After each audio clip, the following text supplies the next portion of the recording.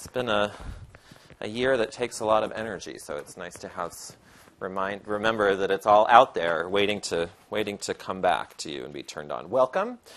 My name is Mitchell Stevens. I'm the co-convener of Education's Digital Future, which sounds very hubristic. I am the co-convener of Education's Digital Future. But in fact, all of us, whether we like it or not, are co-conveners of Education's Digital Future.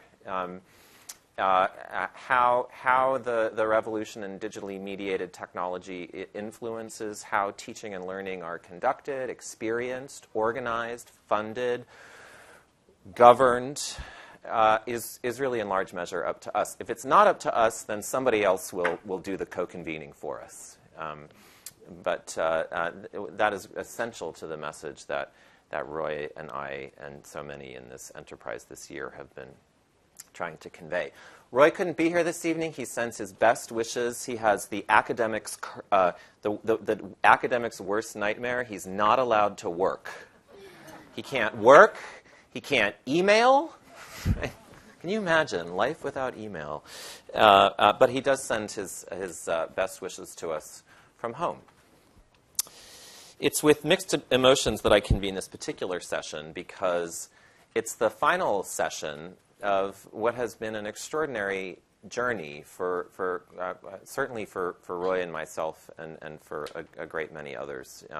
We began this enterprise hoping essentially to convene as broad and plural and open-ended conversations as we possibly could about what seems to us back in the summer of 2012 to be a very rapidly accelerating pace of change in the digital mediation of teaching and learning. Now, the digital mediation of teaching and learning is hardly new. It has been under construction as long as there have been digital media. And one of the things that Roy and I and the class have been trying to recover is the, in fact, very rich history, technological, intellectual, political, organizational, of this moment. Although it seems that, I don't know how one would measure velocity of change, but it does seem to many of us that the pace and urgency of discourse about what is happening through the vehicles of digital media and those various parties who are interested in having those media reorganize the life world of learning seems to have become much faster in the last 12 months. Certainly, those conversations, which have been vital at Stanford for some time, have become part of the main business of this university in ways that offer a tremendous opportunity for those of us who are interested in understanding and sometimes encouraging the possibilities that are brought about by the technologies of this moment. So it's like any conclusion. It feels there's a little bit of ennui in welcoming you here this evening.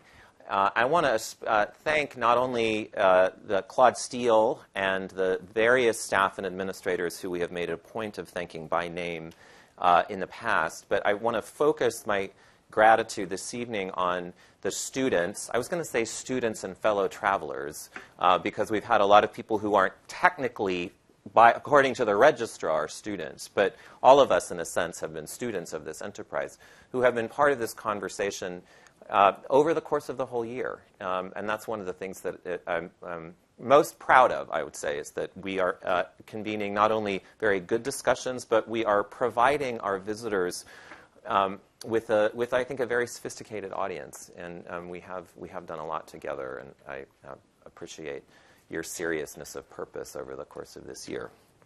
There are two pieces of good news. The first piece of good news is that if you want, you get to come on and do it all over again, and it's in a different way next year. Claude Steele, the GSE dean, strongly encouraged Roy and I to convene an instance of EDF next year. And we also, and joining that faculty team will be Candace Till, Thille.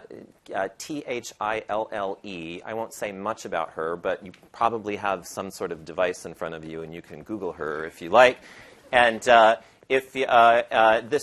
Candace joining the faculty of the Graduate School of Education is very good news for pretty much anyone who's interested in open education resources and who is interested in having us have as much intellectual and technical capacity as we can at this university regarding digital media. So she'll be joining the faculty team. There will, of course, be many doctoral students involved once again. I will name the doctoral students and the postdocs, though, who have been so faithful and brought so much to our enterprise. Laura Moorhead, tweeting as we speak, and Daniel Green, who is, among other things, he would be dreaming up your next Piazza assignment, but not this time. If you're enrolled in the class, you have one more Piazza assignment that's due before the conclusion of the course. And we're basically going to ask you for your input on what worked and what didn't work and what you would hope to have us continue and change going forward. Okay?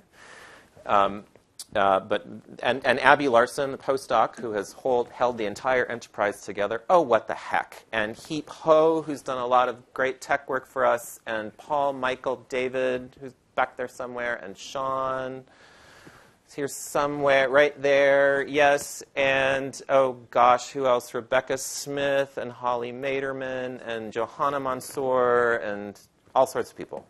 This was a highly distributed enterprise. I'm sure I left some people off the list. One thing that we won't have a class next year in terms of the one unit course that goes through the entire year. Instead of having that structure, Roy and I will be both offering classes ourselves, academic courses, full credit courses ourselves, and courting some colleagues to tie courses that they believe are intellectual cognates of our enterprise, and listing those courses as part of education's digital future. And as often as possible, making those courses porous for participants of various kinds. So, for example, in fall 2013, on Tuesday evenings, I will be teaching a class, Education 355, Higher Education and Society, which is essentially a political economy of higher education, primarily in the United States, but has a global comparative component. And you can register for that class if you like, but each and every one of those sessions will be open to the general public, and I will publicize the syllabus and the readings and the content, so if there are things that are going on the syllabus that you think would be interesting, you'll just be welcome to come.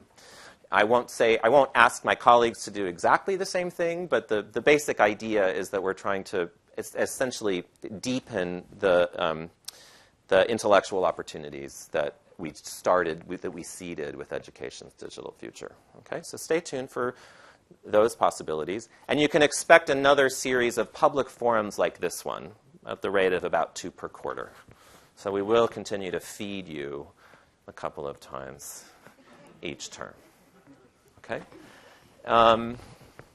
What else should I say? Any other announcements before we shift over? Oh, the other piece of good news. We've got a great panel. We've got a great panel tonight. And I'm using the word thrill a lot this year, I'm finding. But a true thrill for me is I'm a sociologist, a student of universities and organization. I am not from the same intellectual universe as my colleagues in the learning sciences. But now I get to be part of their intellectual universe, at least to some sense. And I'm learning a great deal in that process. So, but I'm hardly in the right position to introduce this panel. Thankfully, my colleague Paolo Blickstein will do that for us. And I'll get the rest of the night off. Paolo is assistant professor at the Graduate School of Education. He often lives right over here, and he often has students from all over the Bay Area region doing cool stuff in our lobby, really cool stuff in our lobby. He does research and design about how students learn in radically hands-on environments. I like that phrase, radically hands-on, such as Fab Labs, which he can tell you about, and maker spaces with robotics, 3D printers, and the like. and how to improve instruction in science and math using these tools. He also does research on multimodal learning analytics and new assessments for project-based learning.